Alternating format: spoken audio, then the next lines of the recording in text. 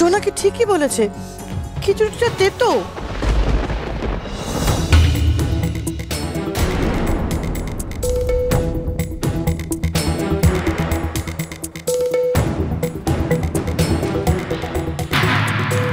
কিন্তু খিচুড়ির তেতো কেন হতে যাবে?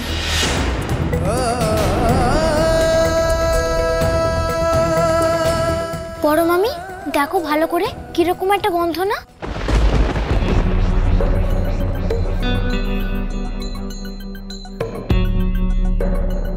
জোনাকি একটা কফির গন্ধ না? ভালো করে শুকে দেখো।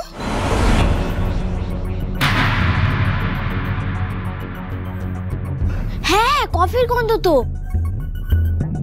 খিচুড়িতে কফি আছে তাই এত তেতো হয়ে গেছে। কফি? আপনি ভোগের খিচুড়িতে কফি দিয়েছেন? না না, আমি কফি কেন দিতে যাব? কোনো মতেই না, আমি তো ছিলাম রান্নাঘরে ওর পাশে। এরকম কিন্তু। তুমি চুপ করো, তুমি এই বিষয়ে আর একটাও কথা বলবে না। এটা সম্পূর্ণ আমাদের পারিবারিক ব্যাপার। কাঞ্জিলাল বাড়ির লক্ষ্মী পুজোর ভোগের একটা সুনাম আছে, দীর্ঘদিন ধরে চলে আসছে এই প্রথা। আর মা প্রথমবার আমাদের দুজনকে এই দায়িত্বটা দিল, আর আপনি এইটুকু দায়িত্ব ঠিক করে পালন করতে পারলেন না।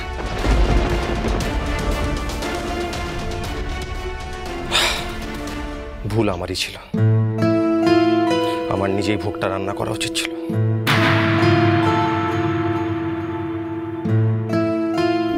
না না না নীল, দেখ আমরা তো জানি না যে সন্ধ্যা রান্না বান্না সেরকম কিছু পারে না। ভুলটা কিন্তু আমি বলবো বৌদিরই হয়েছে, ওকে এই এত বড় একখানা দায়িত্ব দিয়ে।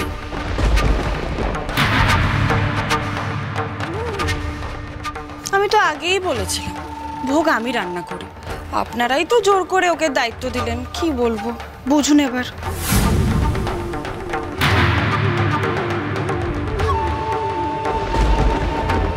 এবার কি হবে দিদি? এতগুলো লোক খেতে বসেছে, কেউ তো খিচুড়ি মুখেই তুলতে পারছে না। কি হলো বলতো তারা?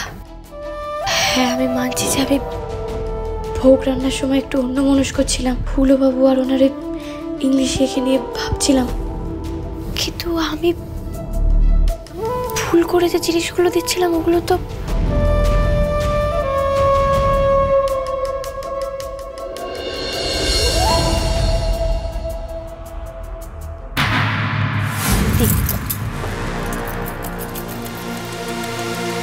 ওগুলো তো সব সাদা সাদা ছিল, কিন্তু কফি তো কালো রঙের।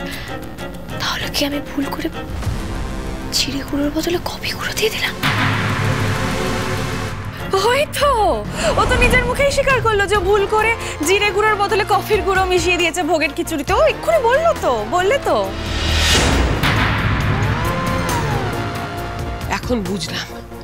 এখন বুঝলাম ভোগ খাওয়ার সময় কেন এত গন্ডগোল হলো। মা লক্ষ্মী তো ভোগই খাননি।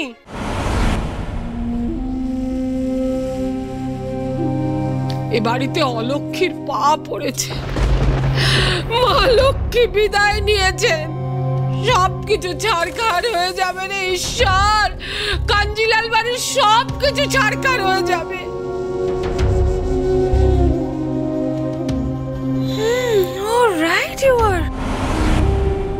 না না সেসব তো হলো, কিন্তু এখন এই ক্ষুধার্ত মানুষগুলোর পাতে কি প্রসাদ দেয়া হবে বিজয়া, সেইটা ভাবো।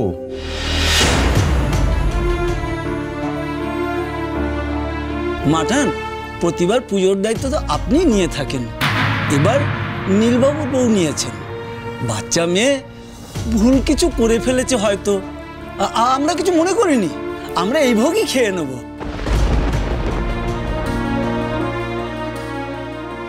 আমার জন্য এই বাড়িতে সর্বনাশ হবে? তাহলে কি আমি অলক্ষ্মী?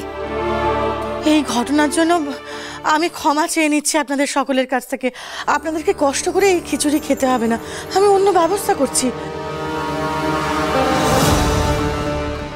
মেজো, ওনাদেরকে ঠাকুরের শুকনো প্রসাদ, ফলমূল, নাড়ু, মোয়া, কদমা, তিলকুট যা আছে সব দাও। দরকার পড়লে আরো ফল কাটো। হ্যাঁ, আমার জন্য মাকে এভাবে অপমানিত হতে হলো।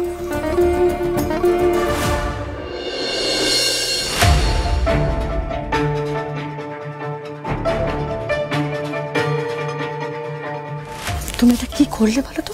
হ্যাঁ, না পারলে বলে দিতে এই অঘটনটা কি না ঘটলেই চলছিল না?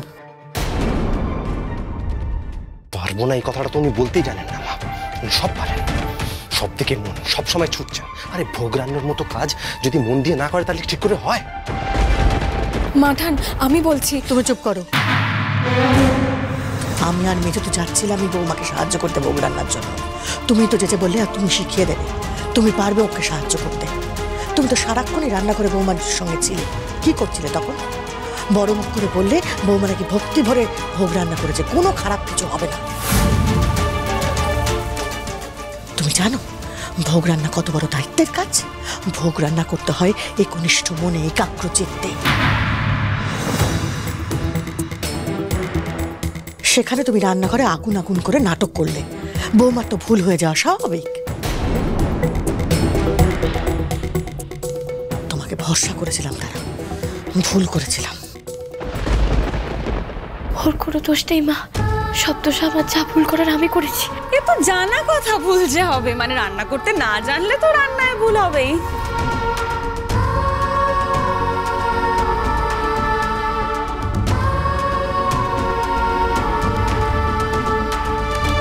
কেমন জব্দ!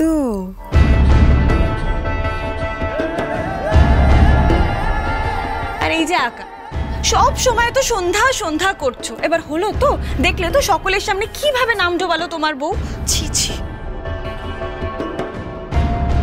এই যে হুলুবাবুর ইংলিশে আমি। থামো বৌমা।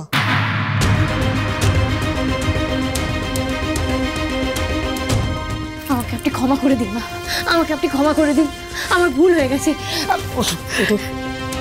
সবার সামনে সব করো না বৌমা, যাও নিজের ঘরে যাও। সবাইকে শুকনো প্রসাদ দিস জ্বালা, আর বাড়ির খিচুড়ির সঙ্গে যে পায়েস হয়েছে সেটা দিস।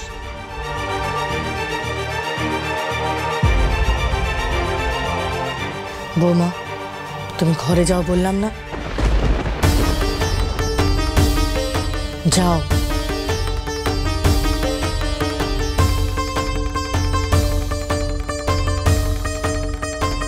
তুমিও যাও তারা।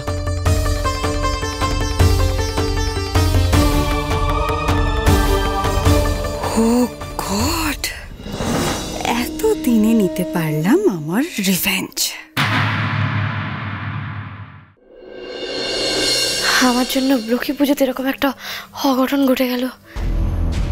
বিয়ের পর আমার প্রথম লক্ষ্মী পুজো, আর এটা আমি কি করলাম বলতো?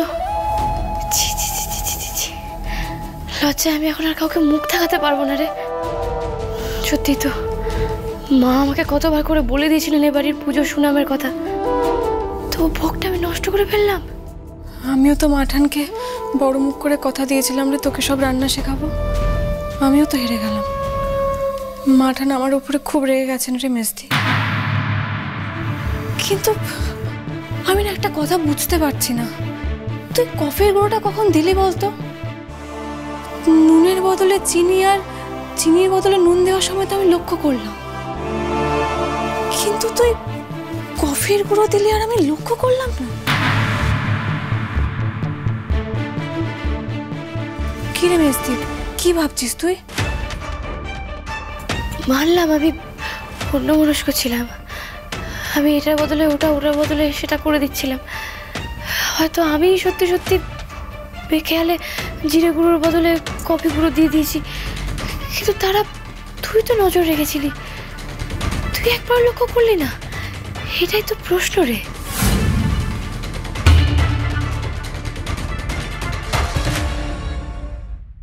আরে আমার কথাটা ভাব মিস্তা, অতগুলো লোকের সামনে কি ইজ্জত রইল মুন্টু ভাইয়ের? আজ যা হলো তার ফল সন্ধ্যাকে ভোগ করতেই হবে। আপনি নিজের কাজ দিয়েই বারবার প্রমাণ করে দেন যে আপনি কখনোই এই বাড়ির যোগ্য বউ হতে পারবেন না। ওই শাকচুনিটা কিন্তু নিজে থেকেই বলে উঠলো যে কফির গন্ধ, কিন্তু কি করে বলতো? ও তো খায়নি। কেন জানি না মনে হচ্ছে এই কাণ্ডের পিছনে ওর হাত আছে।